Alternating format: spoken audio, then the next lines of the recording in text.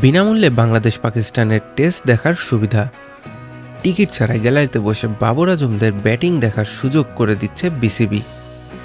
বাংলাদেশ ও পাকিস্তানের মধ্যকার আসন্ন টেস্ট সিরিজকে কেন্দ্র করে দেশের তরুণ ক্রিকেট প্রেমীদের জন্য এক অভিনব সুযোগ তৈরি করে দিয়েছে বাংলাদেশ ক্রিকেট বোর্ড।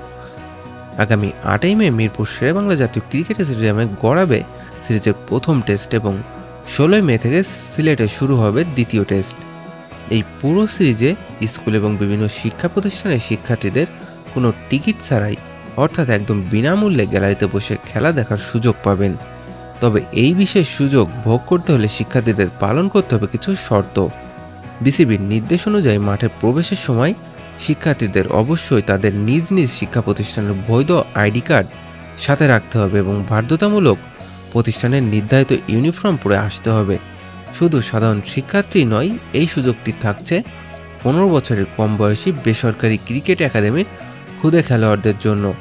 মূলত টেস্ট ক্রিকেটের প্রতি তরুণদের আগ্রহ বাড়াতে বিসিবির এই দারুণ উদ্যোগটি নিয়েছে। আপনার কাছে কেমন লেগেছে বিসিবির এই উদ্যোগটি? কমেন্টে জানাতে ভুলবেন না।